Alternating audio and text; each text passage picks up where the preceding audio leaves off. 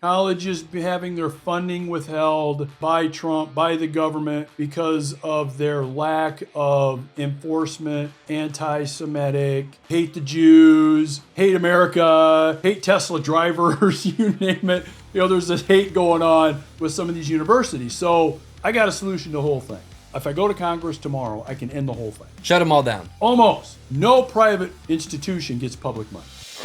Welcome to the Heartland Multifamily Show, the shorter, more profitable path to multifamily ownership and investing. Everybody, it's Darin and Isaiah and Jasmine. Hi, Isaiah. Hi, Jasmine. Hello. I want to welcome you to the Heartland Multifamily Show, the place For all things multifamily. for all things multifamily. However, this episode is going to be, how about we title this episode, Solve All the World's Problems episode. How about that? You and I in this studio with our peeps. Should I call them peeps? Is that still a word? You know, it sounds pretty easy too.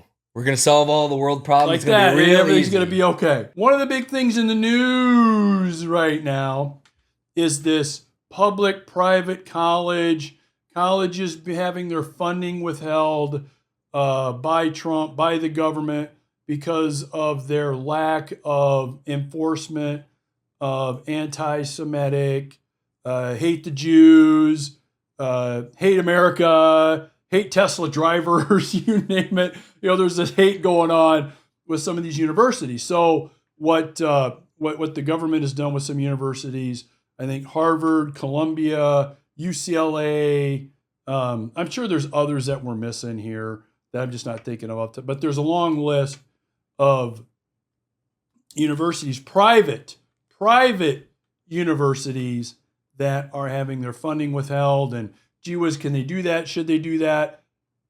I got a solution to the whole thing, Isaiah. And? I got a solution to all of it. Okay, how to solve the Harvard, Columbia problem with public funds being used by private universities. I got a solution to this whole problem. I can end it. If I go to Congress tomorrow, I can end the whole thing. Shut them all down. Almost, but not quite. Let me tell you what my solution is. I want to get your feedback on it, okay?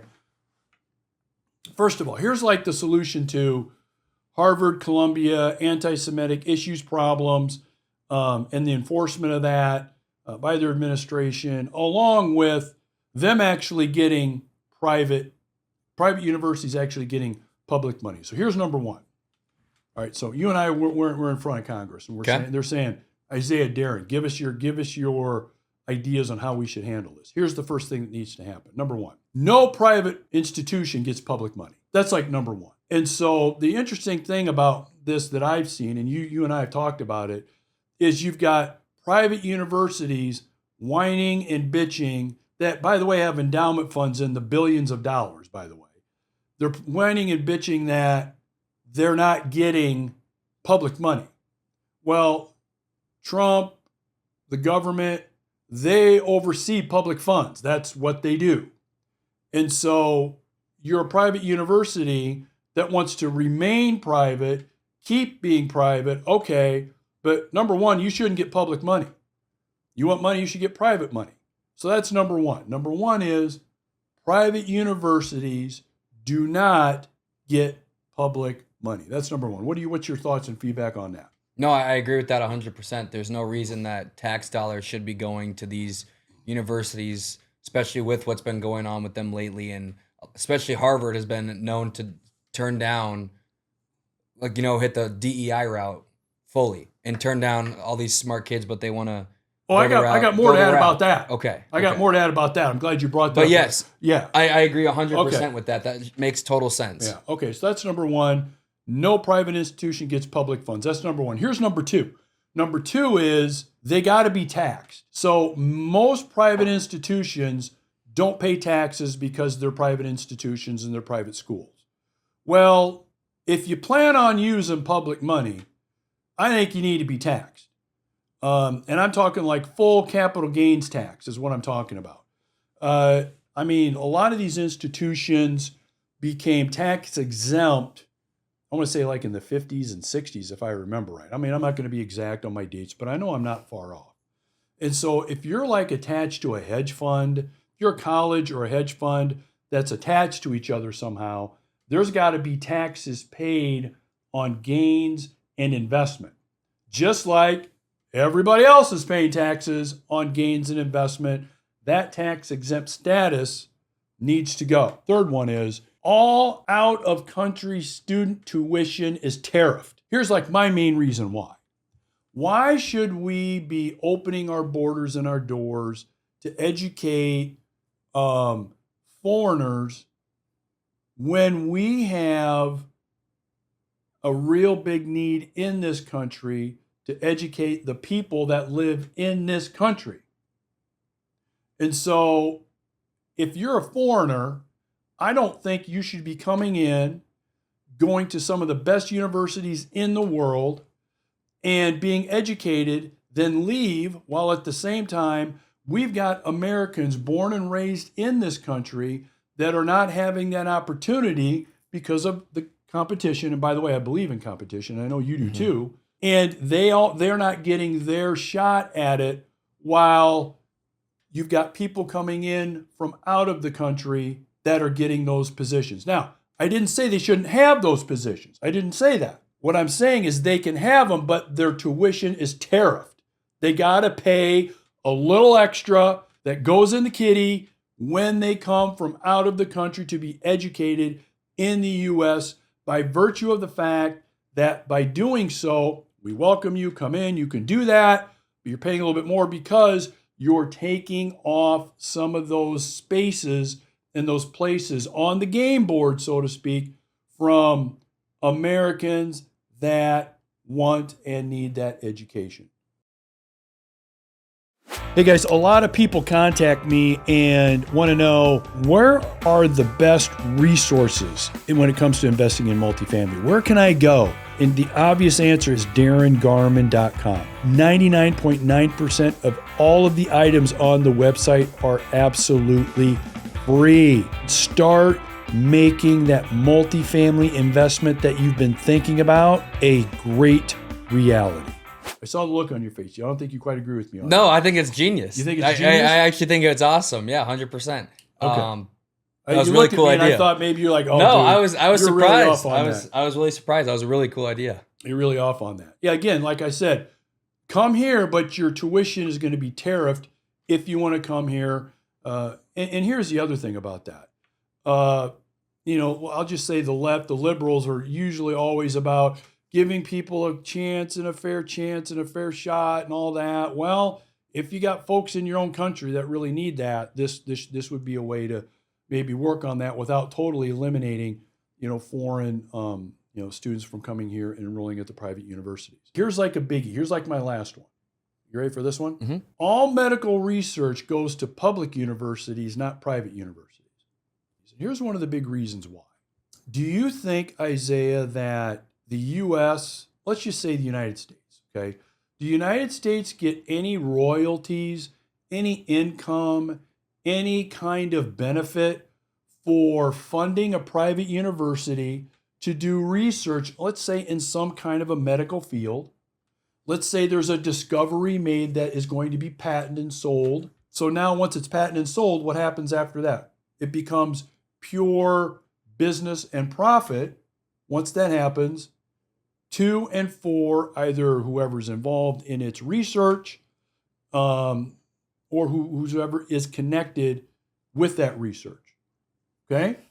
Well, the U.S. pays hundreds of millions of dollars to fund this research. But does the U.S. get any of the benefit of that if and when there's a significant, let's just say, discovery made in the world, especially the medical world? No. U.S. gets nothing. The U.S. gets zero of that. So why would the U.S. fund all of that? Others benefit as a function of funding it. The U.S. gets absolutely zero. Okay. Again, but at public institutions, what happens? Then they get it.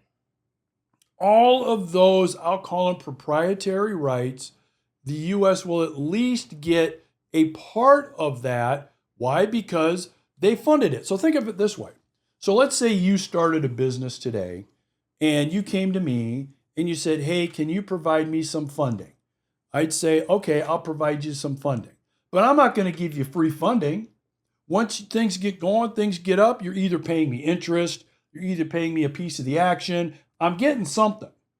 Okay, so this is not in any way, shape, or form different than any other kind of here is some capital, use it, create something with it, and while you're doing that, here's how you will be paying that back in terms of what you do, what you discover, and what kind of progress you make. It's the same kind of thing.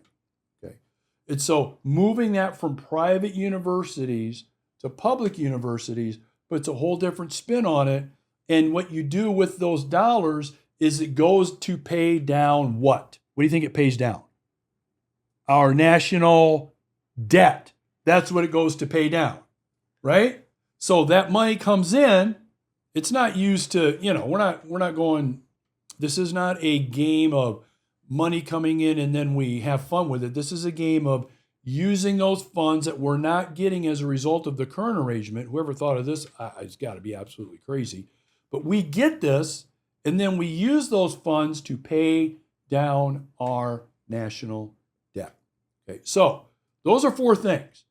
So if Congress were to come to us, we get the email, we get the certified letter, okay, and they say, Isaiah, Darin, come in and tell us how we can make this situation with these public funds and private universities. How do we fix this, especially with what's going on out there?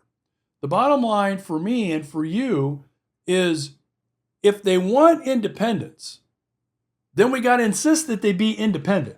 If they want to be independent private universities, then be an independent private university without needing or wanting public funds in order to operate, research, etc., etc.